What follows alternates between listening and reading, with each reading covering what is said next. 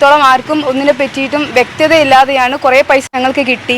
എന്തിൻ്റെ പൈസയാണ്, എങ്ങനത്തെ പൈസയാണെന്നൊന്നും ആർക്കും മനസ്സിലാവുന്നില്ല. ഈ കോൺഗ്രസ്സുകാരുടെ അടുത്ത് ഞാൻ ചോദിക്കുന്നത് പോലെ അവരെന്തോ ഞങ്ങൾക്ക് ഔദാര്യം തരുന്ന രീതിക്കാണ് ഇപ്പോഴും അവർ സംസാരിച്ചുകൊണ്ടിരിക്കുന്നത്.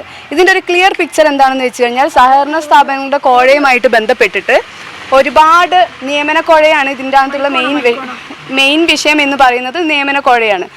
അന്ന് നമ്മുടെ IC ബാലകൃഷ്ണൻ ജില്ലയിൽ നിൽക്കുന്ന സമയത്ത് MLA ആയിരിക്കുന്ന സമയത്ത് തന്നെ അന്നാണ് ഈ ആരംഭം കുറിക്കുന്നത്. അവരന്ന് എന്താണ് ചെയ്തത്?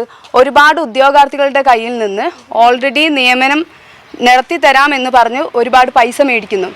ആ പൈസ ജനകീയനായ നേതാവായിരുന്നു അച്ഛൻ. ആ സമയത്ത് ഒരു പാട് ഒന്നും പറയാൻ പോലും ആർക്കും ഉണ്ടായിരുന്നില്ല. നല്ലവനായ നേതാവായിരുന്നു. അച്ഛൻ്റെ ഈ വിശ്വാസ്യതയെയാണ് അവർ ചൂഷണം ചെയ്തത്. DCCയുടെ ചെക്ക് ഒപ്പിട്ടെടുത്ത് DCCയുടെ ട്രഷറായിരുന്ന അച്ഛൻ്റെ കയ്യിൽ ഈ ഉദ്യോഗാർത്ഥികളിൽ പലരും പൈസ കൊണ്ടു കൊടുത്തു. ഈ പൈസ പിന്നീട് ഇവരെന്ത് ചെയ്തു? 22 നിയമനങ്ങൾക്ക് വേണ്ടിയിട്ട് 22 നിയമനം ഓൾറെഡി അവർ അപ്പോയിൻറ്റ് ചെയ്ത് കഴിഞ്ഞ നിയമനമായിരുന്നു. എന്നിട്ട് ആൾക്കാരുടെ മുന്നിൽ കണ്ണിൽ പൊടിയിടാൻ വേണ്ടി അവർ ഈ നിയമനങ്ങൾ ഓൾറെഡി ചെയ്ത നിയമനമാണെന്ന് ഓർക്കണം. സിനിമ സ്ക്രിപ്റ്റ് പോലെയായിരുന്നു. ആൾക്കാരുടെ കണ്ണിൽ പൊടിയിടാൻ വേണ്ടിയിട്ട് അവർ ഇലക്ഷൻ നടത്തുന്നു. പക്ഷെ അവരുടെ ദൗർഭാഗ്യം എന്ന് പറയുന്ന പോലെ ആ ഇലക്ഷനിൽ BJP വരുന്നു. തിരിച്ച് ഒബ്വിയസ്ലി ഈ ഉദ്യോഗാർത്ഥികൾ ഇവരോട് തിരിച്ച് പൈസ ചോദിക്കുന്നു. പൈസ ചോദിച്ചിട്ട് അധിക പേരും വരുന്നത് അച്ഛൻ്റെ അടുത്താണ്. കാരണം ഇതിൽ ബഹുഭൂരിപക്ഷം ആൾക്കാരും പൈസ കൊടുത്തിരുന്നത് അച്ഛൻ്റെ ചെക്കിലും അച്ഛൻ്റെ വിശ്വാസത്തിലുമായിരുന്നു. ആ സമയത്ത് അച്ഛൻ ICൻ്റെ അടുത്ത് പൈസ ചോദിക്കുന്നു. IC കൈമലർത്തുന്നു. അതാണ് ഇതിൻ്റെ എല്ലാം തുടക്കം. IC ഒരുപാട് പ്രാവശ്യം ഞങ്ങളുടെ വീട്ടിൽ വന്ന് പൈസ മേടിച്ചു പോയത് ഞങ്ങൾ കണ്ടതാണ്. അന്ന് ഞങ്ങളിത് പറയാതിരുന്നത് അച്ഛൻ കത്തിൽ പറഞ്ഞൊരു കാര്യമുണ്ട്, പാർട്ടീനെ കളങ്കപ്പെടുത്തരുത് എന്ന് പറഞ്ഞൊരു കാര്യം. അതുകൊണ്ടാണ് അന്ന് ഞങ്ങളിത് പറയാണ്ടിരുന്നത്. പക്ഷേ ഞങ്ങൾ അതിന് സാക്ഷിയാണ്. വിജിലൻസിൻ്റെ അടുത്തൊക്കെ ഞങ്ങൾ റിപ്പോർട്ട് കൊടുത്തതിൽ ഓൾറെഡി ഇതെല്ലാം മുന്നേ പറഞ്ഞതാണ്, മാധ്യമങ്ങൾക്ക് മുന്നിൽ പറഞ്ഞില്ല എന്ന് മാത്രം. ഇതായിരുന്നു സംഭവം. അതിനു വേണ്ടിയിട്ട് തിരിച്ച് ഉദ്യോഗാർത്ഥികൾ പൈസ തിരിച്ച് ചോദിച്ച സമയത്ത് ഈ IC അച്ഛൻ്റെ അടുത്ത് പറഞ്ഞൊരു കാര്യമുണ്ട്.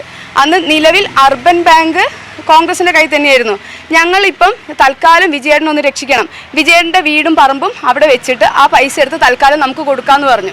അഭിമാനിയായ അച്ഛൻ്റെ ആ പൈസ കുറേ ഉദ്യോഗാർത്ഥികൾ കൊടുക്കാൻ വേണ്ടിയിട്ട് അങ്ങനെയും വേറെ അച്ഛൻ്റെ സ്വത്തുക്കളും വേറെ ഭൂമിയും വിറ്റിട്ടും പണയം വെച്ചിട്ടും ആ മനുഷ്യനെ കൊണ്ട് കഴിയാവുന്നതിലും താങ്ങാവുന്നതിലും അപ്പുറം ഓരോ ഉദ്യോഗാർത്ഥികൾക്കും അഭിമാനത്തിൻ്റെ പേരിൽ കൊടുത്തോണ്ടിരുന്നു. അതാണ് ഇവിടെ സംഭവിച്ചിരിക്കുന്നത്. ഒരു സൈഡിൽ പാർട്ടി എന്നെ രക്ഷിക്കും എന്നുള്ളൊരു വിശ്വാസം, തൊട്ട് അപ്പുറത്തെ സൈഡിൽ ഞാൻ താഴേക്ക് കടം കയറി പോയിക്കൊണ്ടിരിക്കുക എന്നുള്ള ഒരു കുറ്റബോധമാണോ, പാർട്ടി എന്നെ ചതിക്കുകയാണോ, ആരാണ് ചതിക്കുന്നതെന്ന് മനസ്സിലാവാത്ത നിമിഷത്തിലാണ് അന്നത്തെ KPCC പ്രസിഡൻ്റായിരുന്ന സുധാകരന് അച്ഛൻ നേതൃത്വത്തിനുള്ളിൽ നിന്ന് അന്വേഷണം വേണമെന്നും പറഞ്ഞുകൊണ്ട് ഒരു നിവേദനം തയ്യാറാക്കി വിത്ത് പ്രൂഫ് കൊടുക്കുന്നത്. അന്ന് ഈ നേതൃത്വം ഏൽപ്പിച്ച ആളായിരുന്നു ഇന്നലെ പ്രസ് മീറ്റ് വിളിച്ച DP രാജശേഖരനും എൻ്റെ ഓർമ്മ ശരിയാണെങ്കിൽ വിനയൻ എന്ന് പറഞ്ഞൊരു ആളുമായിരുന്നു അതിനകത്ത് ഉണ്ടായിരുന്നത്. അവരാണ് ICക്ക് അനുകൂലമായിട്ട് മറുപടി കൊടുത്തതും അച്ഛൻ തെറ്റുകാരനാണ് എന്ന് പറഞ്ഞിട്ട് അന്ന് പാർട്ടീൻ്റെ ഉള്ളിൽ തന്നെ നടന്ന പ്രശ്നമാണിത്. അതിനുശേഷം പാർട്ടി തീർത്തും ഒറ്റപ്പെടുത്തി എന്ന് തോന്നിയ ആ മനുഷ്യൻ ഒരു രീതിയിലും നീതി കിട്ടുന്നില്ല, ഒരു രീതിയിലും മുന്നോട്ട് ജീവിക്കാൻ പറ്റില്ല എന്ന് തോന്നിയത് കൊണ്ടാണ് ഞങ്ങൾ അനിയനെയും കൂട്ടിയിട്ട് ആത്മഹത്യ ചെയ്യേണ്ടി വന്നത്.